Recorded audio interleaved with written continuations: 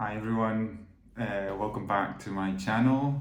I have decided to do a video today about unisex or genderless rose fragrances. I've got 7 fragrances to talk about today. I have been really encouraged by the subscribers and the comments that I've been getting, and it's kind of propelled me to do more videos. So this is one that I've been wanting to do for a long time. I love rose as a note. I love it on its own. I love it combined with other notes. I'll talk a little bit about that in today's video. What I'm going to do is, because it's about unisex fragrances, is that it's basically the fragrances that I've got here are on a spectrum, from more traditionally masculine to maybe more feminine, but all of them are considered or have been considered unisex or genderless fragrances. In all of the in many places that I've found reviews and descriptions of them. So without further ado, we're starting off with Aesop's Rozu. Now Rozu is phenomenal. I would advise anybody who hasn't smelt it to get yourself to an Aesop shop and give it a go, because it is, whether you actually decide it's worth the money or not, it's quite an expensive one, particularly for the size. But it is incredibly special. It has notes of shiso and vetiver and agicala wood, I think you call it. And the mixture is, I would say, for me, it's quite masculine. Yeah, it's very, very unique and very special. I would say this one, I'd be more likely to wear it in spring and autumn. I think that's the best. For me, it's not really a summer fragrance, it's not really a winter fragrance. I've got other ones I would prefer to wear then, but spring and autumn, so the sort of transitional seasons, it is absolutely beautiful. So I think nobody would question a man wearing this fragrance.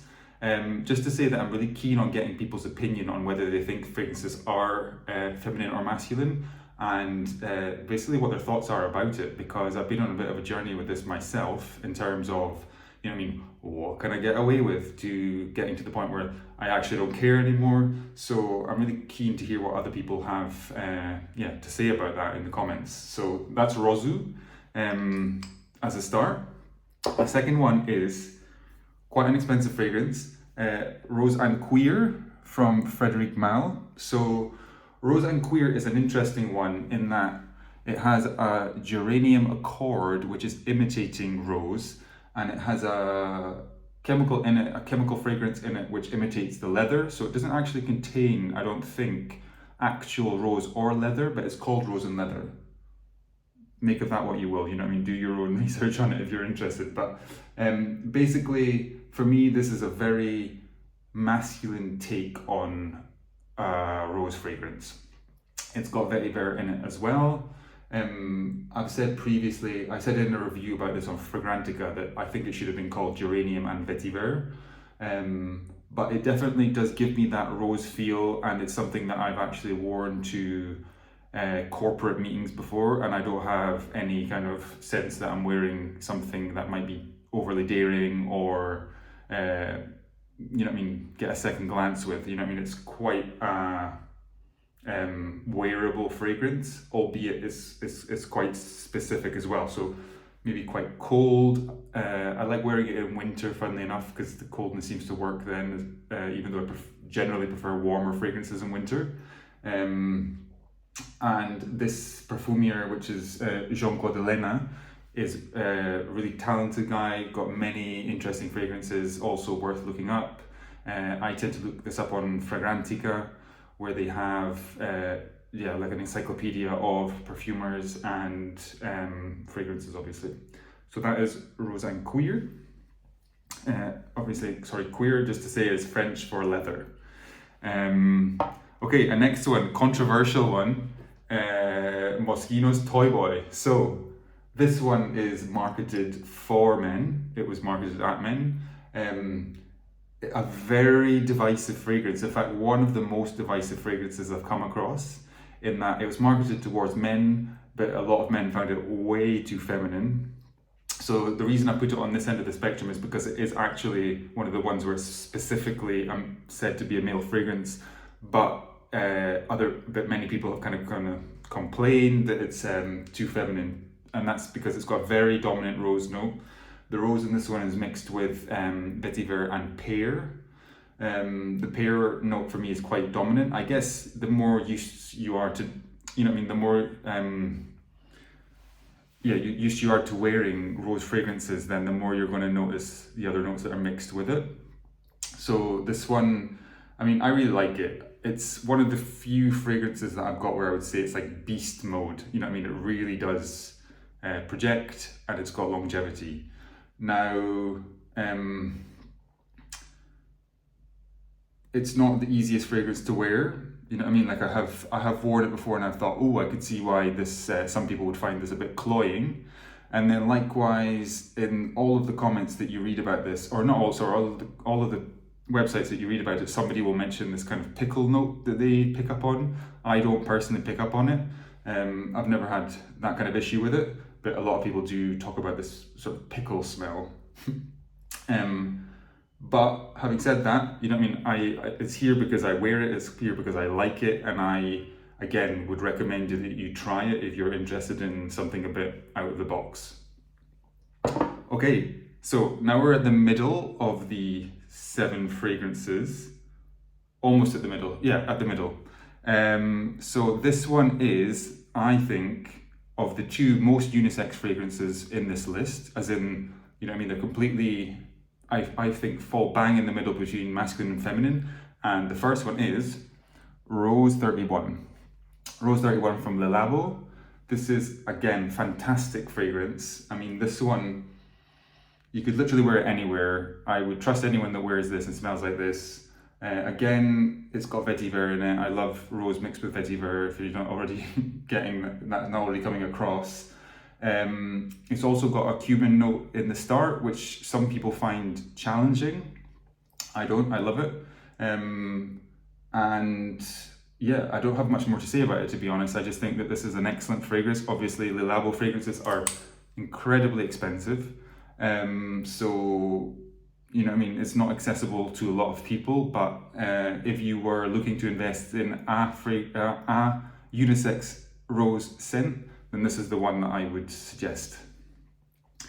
And then side by side with that, and unfortunately this one, you would probably still be able to find it in some places, but not all places, and that is Kyoto by Diptyque.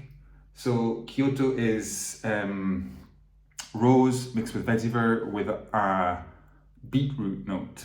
Now, the beetroot, to me, I remember hearing about beetroot fragrances, and I was just like, oh, that doesn't sound like something that I'm interested in. This really changed my mind, and this one is fantastic, I think. It was a special edition for, I think, Diptyque's 50th anniversary year, where they released a series of different products. And Kyoto is very wearable for me. It's quite strong. I think you would get noticed wearing it, but it's very, very unisex for me. This is not, I think it's sort of straight down the middle. So as I say, like, these two, both Rose 31 and Kyoto, are the ones that are most neutral in terms of gender. Okay, next along the line is old favorite, Portrait of a Lady. So Portrait of a Lady, obviously I've already spoken about on my channel. A masterpiece of fragrance, if you will.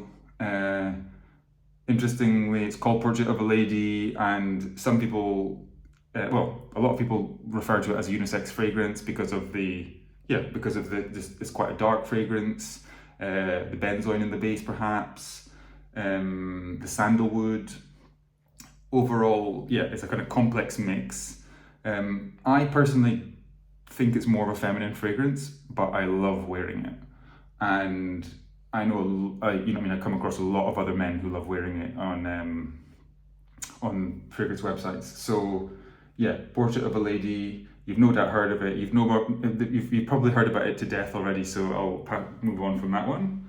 Next one is, and interestingly, this is the one that I'm actually wearing today. This is the one that I chose to put on to do this video, is Au Capitale. And Au Capitale for me, I would say, is probably right now, although this changes a lot, my signature fragrance. So it's the fragrance that I most enjoy in my collection. And Au Capitale is very similar to Portrait of a Lady in that it is rose mixed with patchouli. Like predominantly, these are the two kind of most iconic, I would say, rose patchouli fragrances on the market today. And Au Capitale is obviously from Diptyque. The difference between the two is that Au Capitale is lighter. It has a bergamot top note, which means it's sort of fresher. This one is very versatile in terms of what season you can wear it in. So I've worn this in summer, I've worn it in autumn, I've worn it in winter, and I would definitely wear it in spring. So this one is very versatile, very chic. Obviously, Au Capitale is inspired by Paris. I would say that it's actually more feminine than Portrait of a Lady because it's got this sort of, it doesn't have the darkness that Portrait of a Lady has. However, again, I love wearing it. You know what I mean?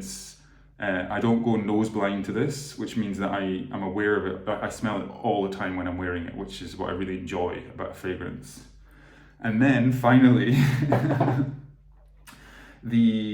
I don't know how to call this one. I guess it's the rose killer, as in the rose assassin, let's call it.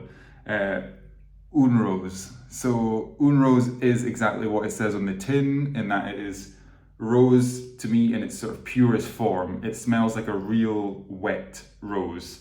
So it's not rose water and it's not potpourri. It is a real life rose, a photorealistic rose. This one, I think it's safe to say that I have never worn it outside of the house. So that tells you, it's very strong, it's very rose. I'd love to say that I was more daring and more brave than I am and be able to wear this wherever I wanted, but I'm not, you know what I mean? The day will come, that's for sure, I've got no doubt about that. But it is, I think that just because of the stereotypical association with roses and femininity, mean that this one still feels to me like a sort of daring fragrance to wear outside. So that's the last one on the list. So basically we've done the kind of journey from Rozu to Une Rose, passing through all sorts of variations. I'm actually going to go back in do them in pairs like that again. So we had Rozu and Une Rose on either end of the spectrum. Either side of those we had Au Capitale and Rose and Cuir. Then we had Portrait of a Lady and Moschino Toy Boy. And then the two at the centre, which I said for me were the most unisex of the bunch, are Diptyque's Kyoto and Le Labo's Rose 31. More than doing this video, I'm just really interested to hear what people's comments are about these fragrances and about their experience of gender norms around fragrances and what they feel comfortable wearing and if they even care. And I'm really excited about the conversation about that. So thanks for watching and I'll see you next time.